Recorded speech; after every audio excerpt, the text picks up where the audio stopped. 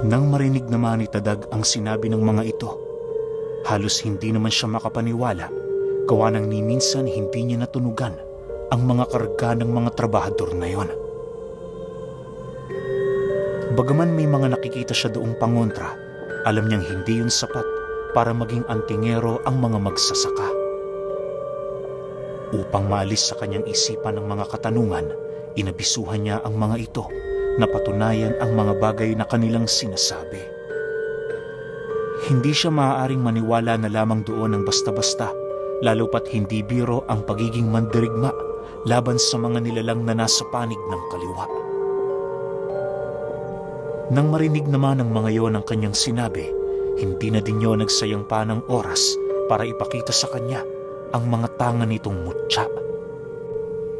Ipinaliwanag din ng mga magsasaka kung bakit hindi natunugan ni Tadag ang presensya ng mga ito.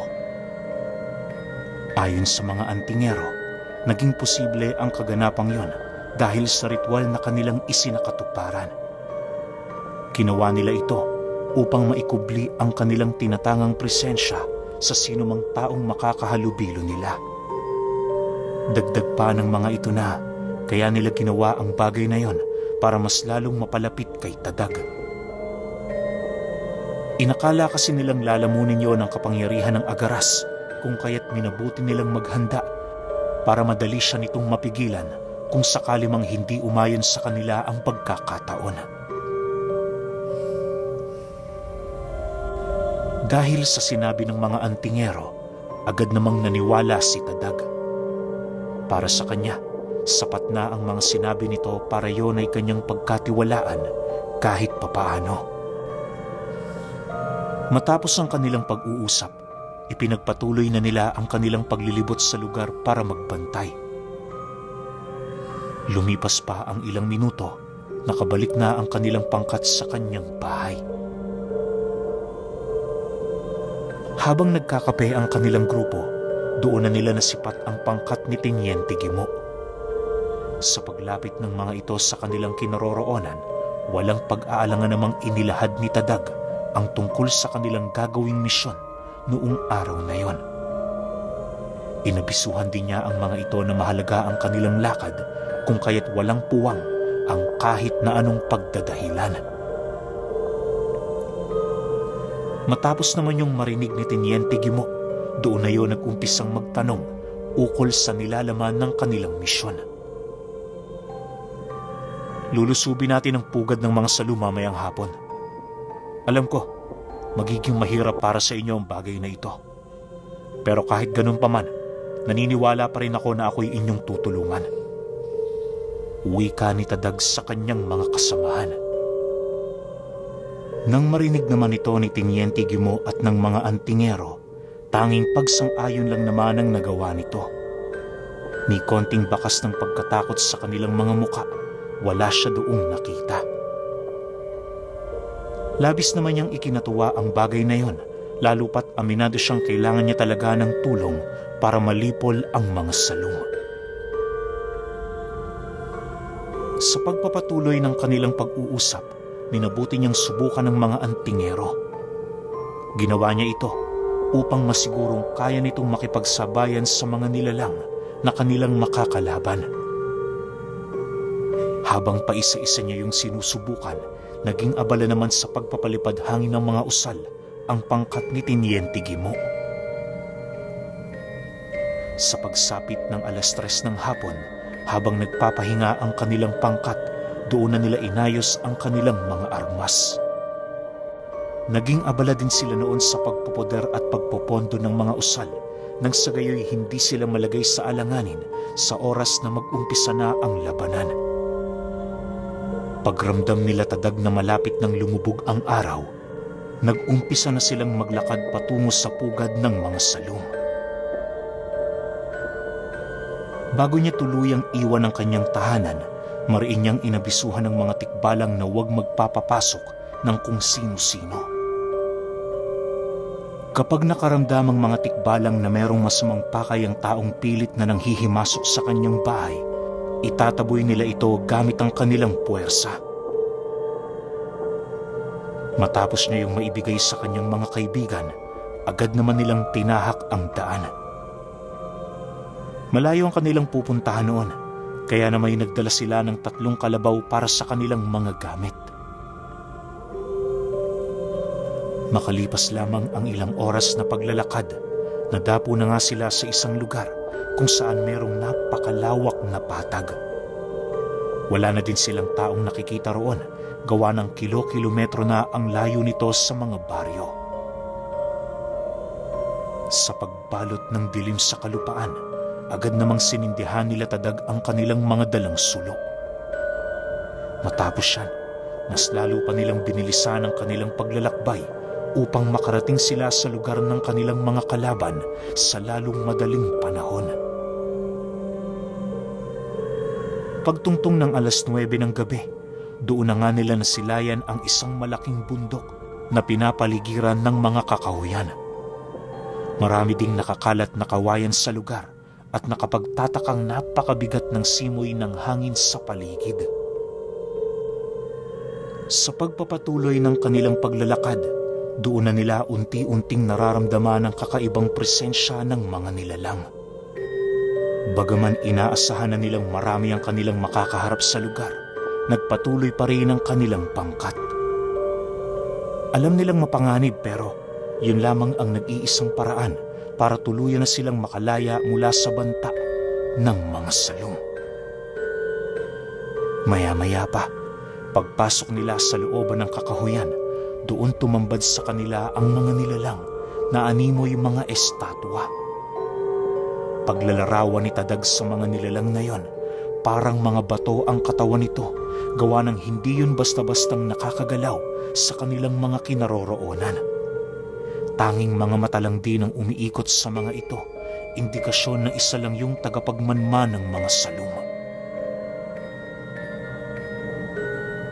Sa paglapit nila sa mga nilalang na yon, wala naman silang ibang naririnig kundi ang mahihina nitong pag-angil. Maya-maya pa, doon na sila nakarinig ng mga kakaibang pagpagaspas ng mga sanga ng puno. Pakiramdam nila, may mga lumulundag na mga nilalang sa paligid. Dahil sa pangyayaring yon, agad namang naghiwa-hiwalay ang pangkat ni Tadag. Lahat ng lugar na maaaring lusutan ng mga ito ay maigi nilang binantayan. Makalipas pa ang ilang minuto, laking gulat na lamang nila nang biglang tumambad sa kanilang harapan ang isang pangkat ng mga salum na binubuo ng 10 katao. Nanlilisik ang mga mata nitong nakatitig sa kanila habang dahan-dahang lumalapit. Pansin na pansin din ni Tadag sa mga nilalang na yon ang tangan nitong mga sibat. Indikasyon na isa yon sa mga mandirigmang pangkat ng angka ng mga salum. Matapos nila yung masilayan, minabuti nilang ipagpatuloy ang kanilang pagramdam sa buong paligid. Pagsilay ng pangkat ni Tiniente Gimo na papalapit na sa kanila ang kanilang mga kalaban, agad naman yung nagsiangil habang mabilis ang nagpapalit ng anyo. Sa isang iglap, bumungad sa tabi nila Tadag ang pangkat ng kaibigan niya na animoy maihahalin tulad mo sa mga demonyo ang itsura. Bukod sa malauling nitong balat, hindi rin niya makakalimutan ang parang asong pagmumukha ni Gimo. Ramdam din ni Tadag ang pagiging mabangis ng pangkat nito na parabang ilang dekada na yung nakikipaglaban sa mga ganoong uri ng nilalang. Dahil sa pangyayaring yon, mabilis naman ang pagtaas ng tensyon. Hindi naglaon, pagsilay niya sa mga salum na papasunggab na sa kanila, wala namang nagawa ang pangkat ni Tiniente Gimo kundi yon ay salubungin. Tumulong na din ang mga kasamang albularyo ni Tadag upang mas mapabilis ang kanilang paglipol sa mga nilalang. Sa pagpapatuloy ng ganoong kaganapan, nanatili lang naman siyang nakatayo. Wala sa plano niyang tumulong sa mga ito, gawa ng mas prioridad niyang pakiramdaman ang iilan pang mga nilalang na papalapit sa kanilang kinaroroonan. Sa muling pagbaling ni Tadag ng kanyang paningin sa mga tagapagmasid ng mga salum, laking gulat na lamang niya nang masipat niyang dahan-dahan na yung gumagalaw. Pagsilay niya sa mga itong papalusog din sa kanilang kinaroroonan, agad naman niya yung inihipan ng tigalpo sa katawan, sabay lapit sa mga ito habang tangan-tangan ang kanyang punyal. Walang habas niya yung pinagkigilitan ng leeg, hanggang sa dumating ang puntong bumagsak na ang mga ito sa lupa. Matapos niya yung gawin, paisa-isa namang bumagsak ang mga kalaban nila Teniente Guimont sa paligid. Sa pagbalik ng katahimikan sa lugar, dali-dali naman silang umusad para hanapin ang pugad ng mga salum. Habang papalapit sila sa paanan ng bundok, animoy mas lalong lumalakas ang kakaibang presensyang umiikot sa lugar. Hindi naman nila yun gaanong pinapansin, lalo pat ramdam na ramdam nila ang iilang pangkat ng mga salum na animoy nagmamasid sa kanilang kinaroroonan. Makalipas pa ang ilang minuto, bahagya na naman silang natigilan nang makarinig sila ng napakaraming alulong ng aso. Gulat na noon ang mga antingerong kasama nila sa kadahilan ng papaanong nagkaroon ng aso sa lugar, gayong wala naman doong naninirahang pamilya ng mga tao. Hindi rin nila mawari kung sigbin ba ang mga ito, gawa ng wala yung pinagkaiba sa alulong ng mga ordinaryong aso. Dahil sa pangyayari, sinubukan nilang unawain ang sitwasyong kanilang kinakaharap. Kahit napakataas na ng tensyon sa lugar, nanatili pa rin ang tiwala nila sa bawat isa na magagawa nilang malampasan ng mga kaganapan. Maya-maya pa, nang marating na nila ang paanan ng bundok, doon bumungad sa kanila ang pugad ng mga salum na animoy wala nang nakatira. Bukod sa sirasirang mga kubong naroon, napakatataas na din ng mga talahib, indikasyon na matagal na yung nilisan ng mga nilalang.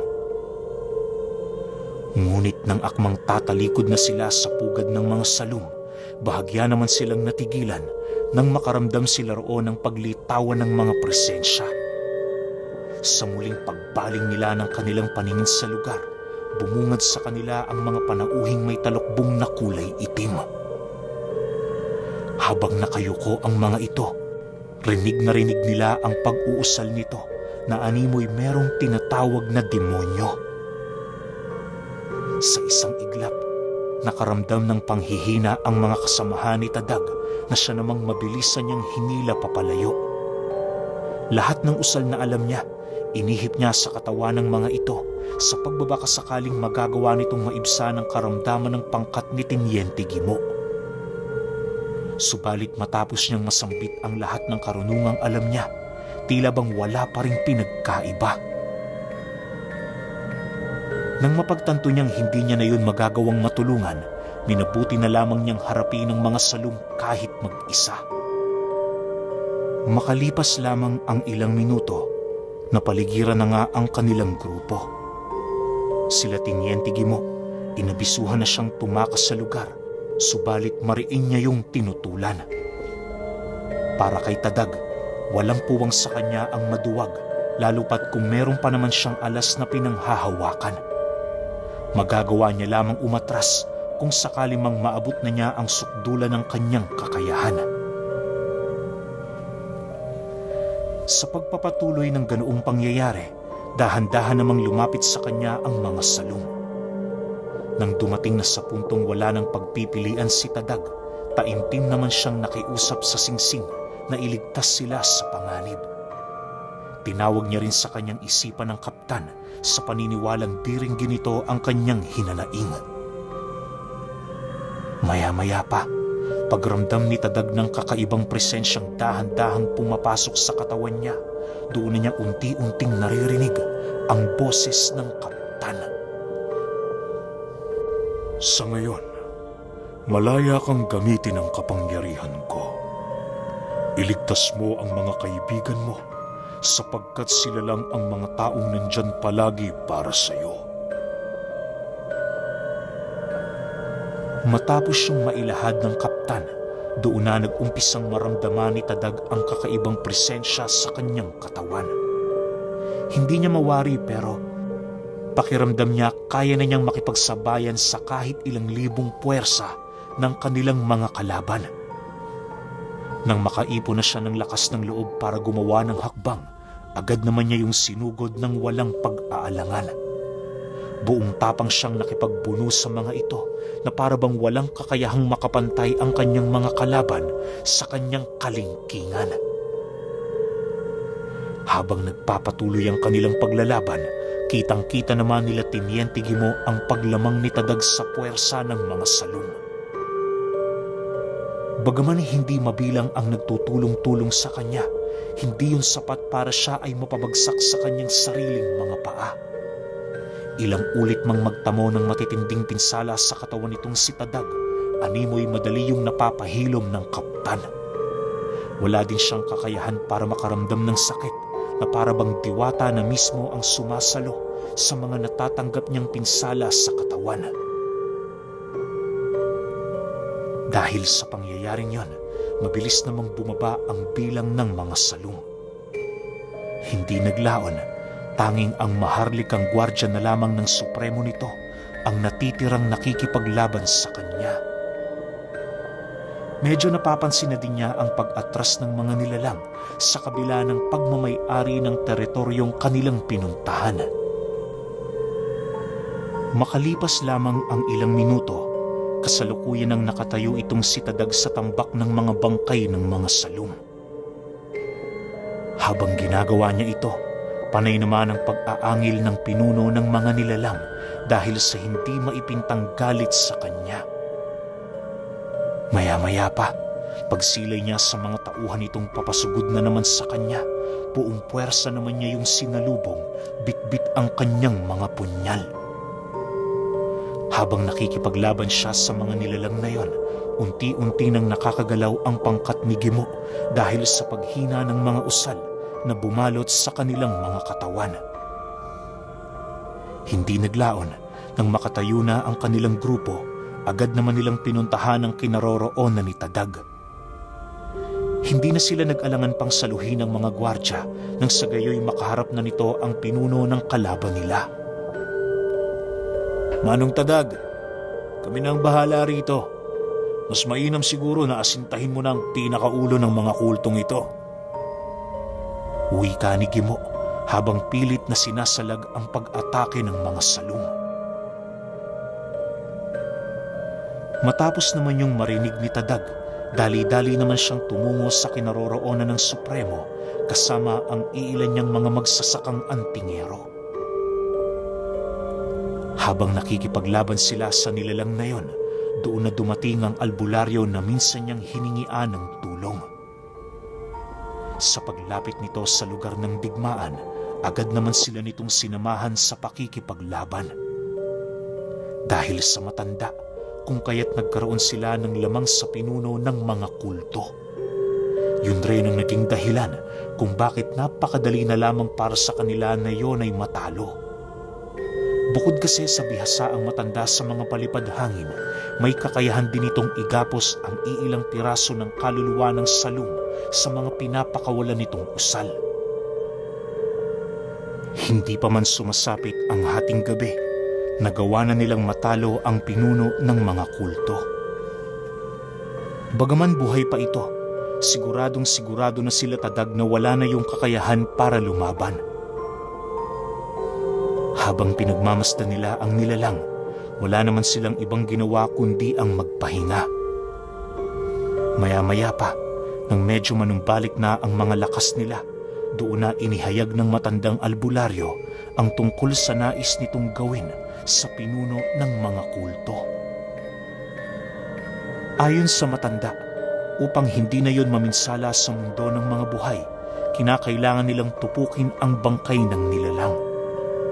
Kapag naisakatuparan na nila ang bagay na yon, ikukulong naman ng matanda ang kaluluwa nito upang masigurong habang buhay na yung mananatili sa loob ng garapon. Dagdag pa nito na, yun na lamang ang paraan na kanilang pagpipilian nang sa gayoy masigurong hindi na uusbong pa ang ganoong lahi ng mga salong. Matapos naman itong marinig ni Tadag, hindi na siya nag-alangan pang ibigay ang pagpasya sa matanda. Naniniwala kasi siya na yun na lamang ang nag-iisang paraan para manumbalik ang kapayapaan sa lugar nila. Habang ginagawa yun ng matanda, nanatiling nakaantabay lang naman ang pangkat ni Tiniente Gimo.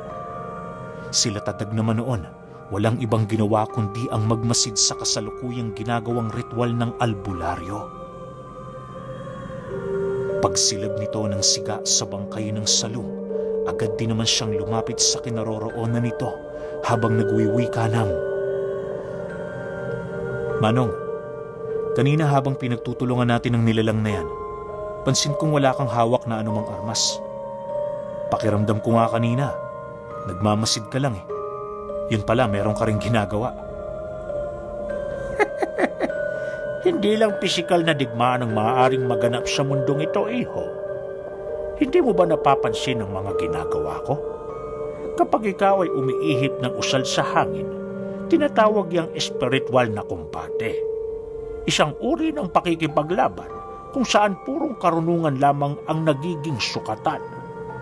Siyempre, ang may pinakamalakas na karunungan ang siyang palaging nangingibabaw.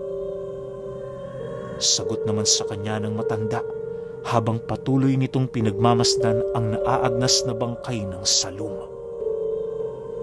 Dagdag pa nito na, bagaman hindi siya sanay na makipaglaban ng pisikalan, hindi pa rin siya dapat na maliitin sa kadahilan ng sapat na ang kanyang karunungan upang parusahan ang sinumang nilalang. Naniniwala din ng matanda sa kanyang tangan, lalo pat ang pinagmula ng karunungang yon ay isa sa mga dalubhasang albularyong nabuhay sa kanilang lugar. Matapos namang marinig ni Tadag ang salaysay ng matanda, tanging pagsang-ayon lang naman ang kanyang nagawa.